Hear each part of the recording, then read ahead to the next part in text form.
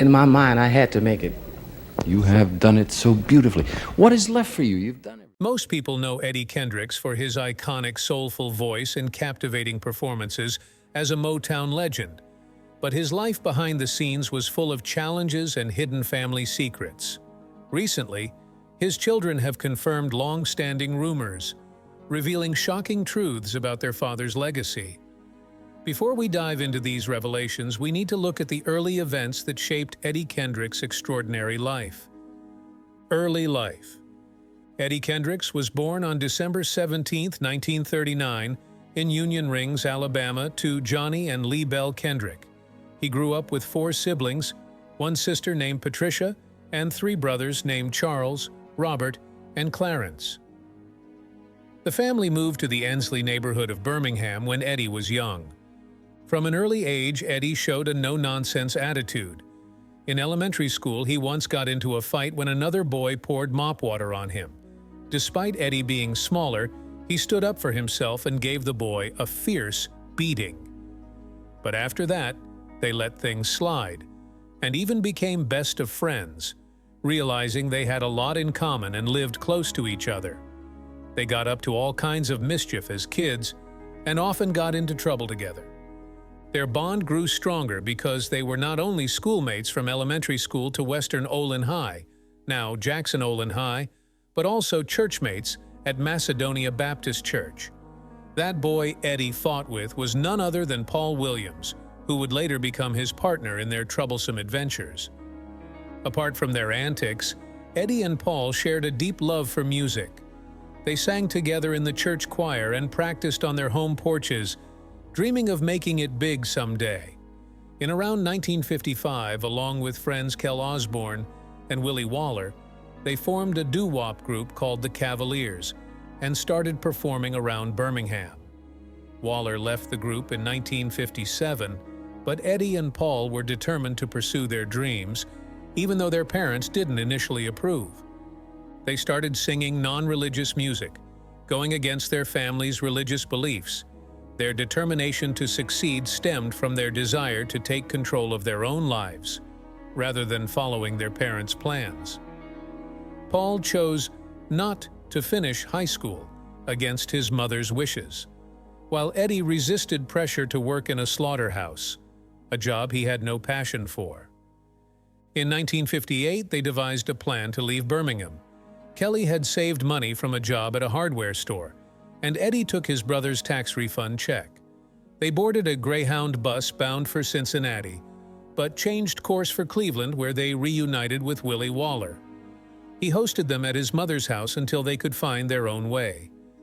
Despite auditioning unsuccessfully and taking dishwashing jobs at the Majestic Hotel, they gained attention when a local article dubbed them the Dishwashing Trio. This caught the eye of Milton Jenkins, a local manager and pimp, who suggested they move to Detroit, promising opportunities in the music industry. Jenkins rebranded them as the Primes and outfitted them with stylish clothes. In Detroit, they trained rigorously, honing their vocal skills day and night. Milton also managed a girl group, the Primes, which included Florence Ballard, Mary Wilson, Diana Ross, and Betty McGlone, later known as the Supremes. However, the Primes failed to secure a recording contract and disbanded in 1961, with Kelly leaving for California. Eddie and Paul returned to Alabama. Around the same time, Eddie heard that The Distance, another group, had lost 2 members and were signed to Motown by Berry Gordy. Eddie called Otis Williams and asked to join, bringing Paul along. The group was complete, with Paul Williams and Eddie Kendricks from the Primes merging with Otis Williams, Melvin Franklin, and Elbridge Al Bryant from The Distance. They initially called themselves the Elgins, but changed their name to the Temptations after discovering the Elgins was taken. The Temptations began as backup singers for Mary Wells before launching their own career. After a few unsuccessful singles with Paul Williams as lead, their breakthrough came in 1962 with Dream Come True, featuring Eddie Kendricks on lead vocals, which reached number 22 on the R&B chart. Despite subsequent singles flopping, Berry Gordy remained optimistic about their potential. Career. The firing of the rebellious Al Bryant with David Ruffin marked a new chapter for the group, known as the Classic Five. Adding to the excitement, the legendary Smokey Robinson started collaborating with them, bringing his heartfelt love songs that suited the group perfectly. Their breakthrough came in 1964 with The Way You Do the Things You Do, catapulting them to fame and setting the stage for a string of hits. The Classic Five lineup was more than just talented singers. They each brought something special. Eddie with his unique falsetto, David Ruffin's dynamic energy, Melvin's playful spirit, Paul's lively dance moves, and Otis's leadership skills. Together, they were unstoppable, defining the Temptations' golden era. Even after David Ruffin replaced his best friend as co-lead, Eddie, nicknamed Cornbread for his love of the food, remained a fan favorite and charmed audiences and fellow musicians alike. However, challenges arose in the mid-1960s when changes in leadership and musical direction at Motown, led by Norman Whitfield, caused tension. Whitfield's shift towards a psychedelic style clashed with Eddie's preference for Smokey Robinson's soulful ballads, highlighting the beginning of Eddie's struggles within the group. Secondly, Eddie dedicated himself completely to the group's success. Besides singing lead, he helped write many of their big songs and arrange the vocals. He also managed their wardrobe, showing off his fashion sense, learned from Milton Jenkins during his days with the Primes. You could sense his confidence whenever he was around.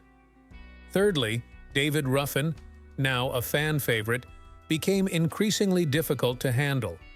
His fame had gone to his head, and he even suggested renaming the group to David Ruffin and the Temptations, inspired by Diana Ross and the Supremes.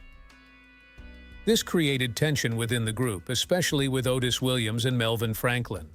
Ruffin also challenged Motown's authority over the group, demanding to see their financial records, which led to friction with Berry Gordy. Additionally, Eddie felt that Gordy didn't support them enough, due to the fact that Diana Ross and Eddie had had a fling in the early Motown years. The lowering of his childhood friend Paul's position and shifts in leadership caused more tension. Ruffin was eventually fired in 1968, and Williams left in 1971. Eddie stayed on until 1971, hoping for things to improve, but eventually left to pursue a solo career. In April 1971, Eddie signed with Motown's Tamla division. His solo career had its challenges, with reminders of the Temptations' successes haunting him. Kendricks faced restrictions on his creative freedom as a solo artist, unlike during his time with the Temptations, where he had some influence over the group's music and image. Record labels often dictated the kind of music he produced, limiting his ability to explore different styles and sounds that might have better showcased his talents or aligned with his artistic vision. Motown, known for its hit-making formula, sometimes pushed Kendricks to conform to established commercial patterns rather than allowing him to experiment or innovate.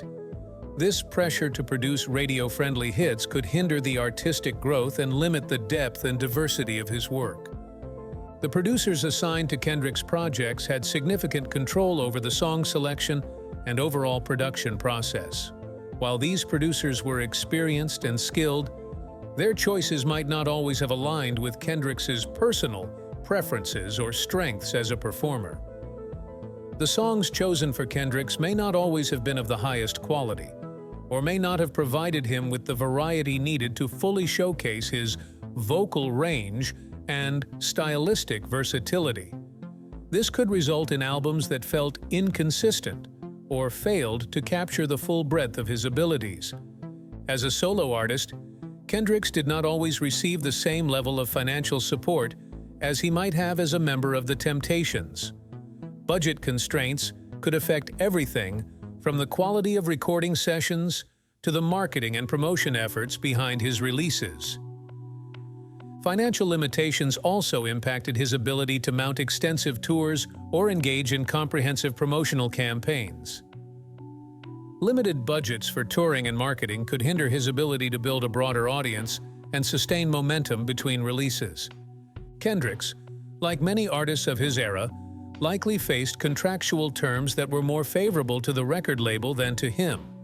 This could result in lower than expected earnings from his music, restricting his financial independence and his ability to invest in his career.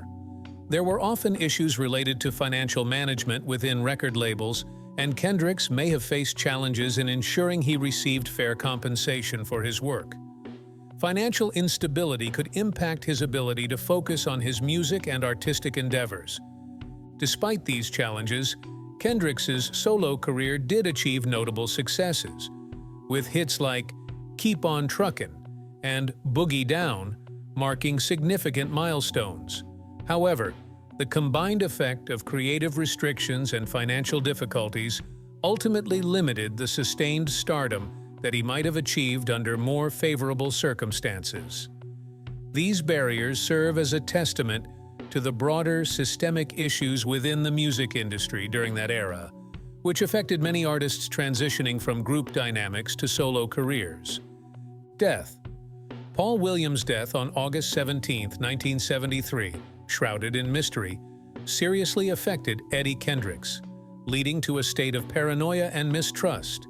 He withdrew from others, feeling isolated and believing there were forces conspiring against him. Eddie's deep connection with Paul made his passing particularly difficult, compounded by Eddie's own frustrations with his career trajectory and personal challenges. Despite the success of the Temptations, Eddie's solo endeavors did not achieve the same level of acclaim. His disappointment and stress manifested in increased cigarette smoking over the years, impacting his health. In 1982, the Temptations' reunion was a bittersweet moment for Eddie. While the event was well received, Eddie's smoking had begun to affect his ability to perform, especially hitting the high notes that defined his iconic falsetto. In the midst of these challenges, Eddie received devastating news in the form of a lung cancer diagnosis. Initially hesitant, he refused chemotherapy due to concerns about its side effects, particularly the fear of losing his hair. Despite his health struggles, Eddie and his former Temptations bandmates, including David Ruffin, were honored with induction into the Rock and Roll Hall of Fame in 1989, a testament to their enduring influence on music. Plans for a new musical venture with Ruffin and Dennis Edwards were cut short in 1991 when Eddie's health deteriorated rapidly. Tragically, David Ruffin passed away from a drug overdose that same year, deepening Eddie's grief and sense of loss.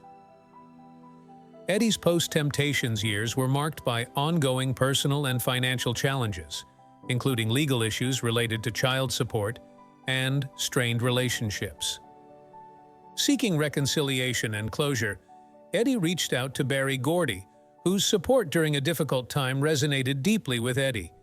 Despite his health struggles, Eddie continued to tour and perform, demonstrating his resilience and dedication to his craft. However, his health continued to decline, leading to a significant surgery to remove one of his lungs in 1991. Eddie eventually passed away on October 5, 1992, at Baptist Medical Center Princeton in Birmingham, Alabama, at the age of 52. His prolonged struggle with illness marked a challenging and painful chapter in his life. Despite these hardships, Eddie Kendricks is remembered fondly not only for his exceptional vocal talent and significant contributions to music, but also for his kindness and generous spirit. Eddie's deep connection to his family was evident in his final resting place. He was buried next to his mother, Lee Bell Kendrick, in Elmwood Cemetery in Birmingham, Alabama. This final resting place reflects his deep ties to his family and his hometown. His legacy is also celebrated through the Eddie Kendricks Memorial Park in Birmingham, a fitting tribute to his enduring impact and status as one of the greatest falsetto singers and a key figure in the legacy of the Temptations. As a member of the Temptations, his falsetto voice became iconic, and he played a significant role in shaping the sound of the group. Despite his health struggles, Eddie continued to contribute to music, and his influence remains strong. The memorial park and his burial next to his mother ensure that his contributions to music and his acts of kindness are not forgotten. Eddie Kendricks remains a key figure in the history of the Temptations and continues to inspire new generations of music lovers. I want to thank you for watching, and please leave a like and subscribe to the channel if you enjoyed it. Till next time.